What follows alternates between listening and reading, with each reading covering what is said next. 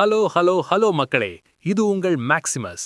என்ன பாஸ், ஒரு அதிகாரி நினைச்சா ஒரு கையெழுத்துல ஆயிரக்கணக்கான உயிர்களை காப்பாத்த முடியும்னு சுகிஹாரா நிரூபிச்சிருக்காதே. 1940ல லித்துவேனியாவுல ஜப்பானிய தூதரா இருந்தப்போ நாசிகள் கிட்ட இருந்து தப்பிக்க துடிச்ச யூதர்களுக்கு தான் அரசாங்கமே வேண்டான்னு சொல்லியும் துணிச்சலா விசா கொடுத்தவர் இவரு.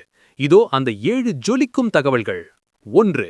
1940இல் லித்துவேனியாவின் கவுனாஸ் நகரில் ஜப்பானிய தூதரகத்திற்கு வெளியே ஆயிரக்கணக்கான யூத அகதிகள் தங்களை காப்பாற்றும்படி கூடி நின்றனர். 2. அவர்களுக்கு ஜப்பான் வழியாக செல்ல டிரான்சிட் விசா வழங்கும்படி சுகிஹாரா தன் நாட்டுக்கு தந்தி அனுப்பினார். ஆனால் ஜப்பானிய அரசு அதற்கு பச்சை கொடி காட்டவில்லை. 3. தன் வேலையே போனாலும் பரவாயில்லை என முடிவெடுத்த சுகிஹாரா அரசாங்க உத்தரவை மீறி தானே கைப்பட விசாக்களை எழுதத் தொடங்கினார். 4. ஒரு நாளைக்கு 18 முதல் 20 மணி நேரம் தொடர்ந்து விசாக்களை எழுதி சுமார் 2000த்திற்கும் மேற்பட்ட விசாக்களை வழங்கினார். இதன் மூலம் பல ஆயிரம் உயிர்கள் தப்பின. 5. சுகிஹாரா வழங்கிய இந்த விசாக்கள் யூதர்கள் சோவியத் யூனியன் வழியாக ஜப்பானுக்கு சென்று அங்கிருந்து பாதுகாப்பான நாடுகளுக்கு தப்பிச் செல்ல உதவியது. 6.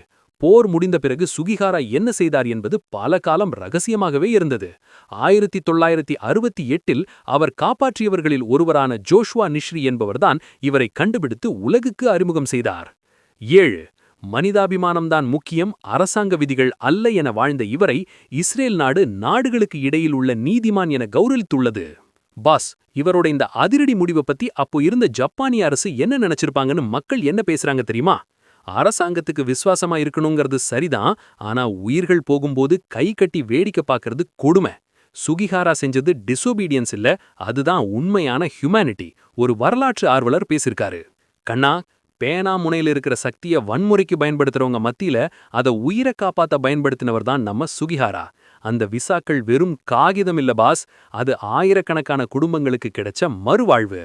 2026ல கூட மனிதாபிமானம் தான் ஜெயிக்கணும்னு ஒரு விசில் போட்டுக்கிட்டே இருங்க pass. He broke the rules to fix the world. A true samurai of compassion, boss. Sugihara மாதிரி வேற யாராவது வரலாற்று நாயகர்கள் பத்தி உங்களுக்கு தெரியுமா? கமெண்ட் பண்ணுங்க. உலக வரலாறு மற்றும் வியக்க வைக்கும் மனிதநேய செய்திகளுக்கு ஸ்டே டியூன்ட் வித் பிராண்டி செய்திகள். Stay tuned.